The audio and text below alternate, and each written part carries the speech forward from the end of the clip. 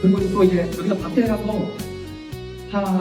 이게 기둥이 있으면 한 1m부터 조금씩 파보시면 잔뿌리의 위치가 다 다르세요. 밤마다 다 다르신데, 잔뿌리가 멀리서 붙어 있다는 거는 여기가 토양의 공급이 되게 좋다는 얘기고요.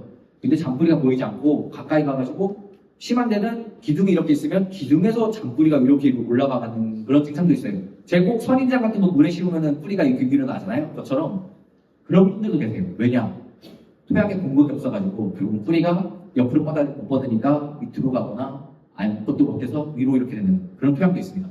그래서 그런 공급률이 생각보다 토양 되게 중요하거든요. 왜냐면 결국은 공급이 있어야 뿌리가 뻗을 수 있고 잔뿌리가 있기 때문에.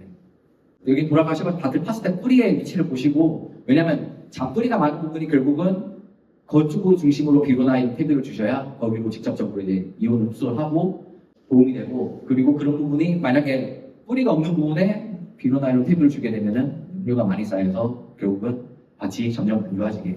만약 그쪽에다가 저희가 무식한다 해가지고 나무를 심으면은 그런 것들은 되게 안 자랍니다. 예. 그래서 지금 저런 뿌리가 잘 발달 안 된 부분은 보통 토양 개량을 하셔야 되거든요. 그래서 뭐 부식산 이런 거를 많이 사용하셔야 되는데, 감염에도 이런 제품도 많고, 그래서 부식산들은 웬만하면은 조금 이제 많이 같이 하시면 좋습니다.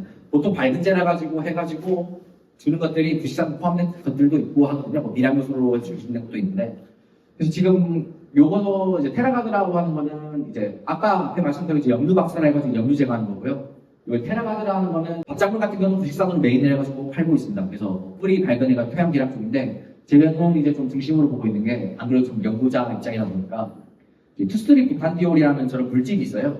저기 미생물이 이제 농축시켜서 만들어내는 물질이 있는데, 저 물질을 농축시키는 이런 것들은 어디 다른 회사에서도 없고 어디 영양제에서도 없고 아무 데도 없습니다. 저희가 지금 서울대학교하고 그리고 이제 GS 칼텍스 그 기업하고 해서 공동 이제 개발한 그런 물질인데요. 식물 자체가 스트레스를 받으면은 얘들이 기공을 재빠르게 닫고 재빠르게 열고 이런 이제 유전자 조작을 하고요. 그리고 이제 또 삼투 관련된 조절 물질, 이런 단백질들을 조절해가지고 이제 식물 자체가 이제 물이나 이런 흡수, 양분 흡수를 있다든지 그런 물 관련해가지고를 되게 좀 유연성 있게 하게 만들어줍니다.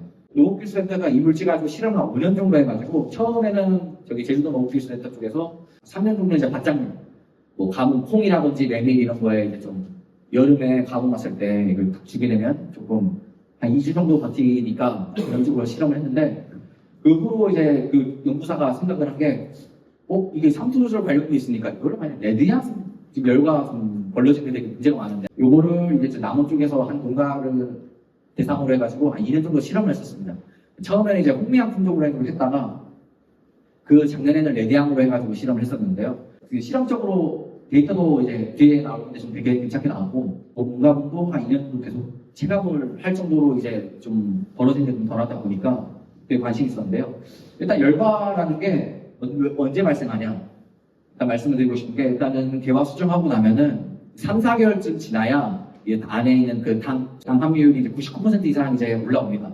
그때부터 이제 발생하는 시기예요. 올해 같은 경우가 이제 기온이 차가지고 5월 넘어서 이제 개화 수정된 곳이 많잖아요. 그러면 결국은 열과는 8월부터 발생합니다. 보통 이제 열과 언제 발생하냐고, 장마 오면은 발생한다라고 이렇게 개념을 갖고 계신 분이 많으세요. 왜냐하면 장마 때 수분이 많고 상대 습도가 높으니까. 근데 장마가 이제 시작됐잖아요. 7월이잖아요. 지금은 열과 발생 안 합니다. 결국은 3, 4개월부터 그 안에 있는 함유율이 올라왔을 때부터 이제 열과 위험 시기니까요.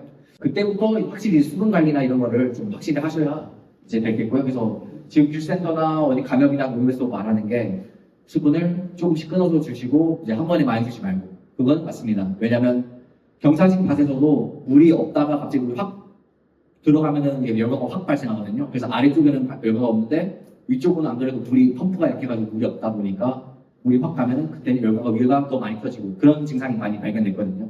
그래서 물은 최대한 적정 있는 상태로 하는 게 맞습니다. 그래서 지금 데이터가 어떻게 나왔냐면요. 열과가 저 앞에 거 같은 경우는 6월에 한번 처리했던 게 1차 처리고요. 2차 처리가 8월에 처리하고, 위에 데이터는 8월에 이제 그 열과 값을 읽었고요. 두 번째 거는 이제 9월에 열과 값을 읽었습니다. 8월에 읽었을 때 이제 열과가 보통 한 20% 누출했던 건 터졌는데, 그 같은 밭이에요. 같은 포장에서 실험한 겁니다. 했는데 이제 처리했던 거는 이제 5% 정도 내외로 터졌었고, 그 다음에 저기 이제 8월에 이었을 때는 처리하지 않은 거나 40% 열거가 발생했는데, 이제 뭐 6월에 처리했던 거는 그나마 조금 터져가지고 10%좀 넘게 이제 열거가 발생했는데, 8월에 처리해가지고 8월에 받은 거는 저기 열거가 발생률이 좀 많이 되게 감소한 것으로 보여졌습니다. 요걸 딱 한번 하게 되면 딱 3주나 정도까지는 이제 좀 열거가 발생 안 하는 게 조금 체감이 된다고 하니까요. 그래서 저는 솔직히 제주도에서 담당하면서 좀 제주도 계속 있으면서 좀 많은 분들이 한번 직접 체감을 해보시는 게 중요하다고 생각을 해서 일단은 제가 가는 데까지는 한번 노력을 해보겠습니다.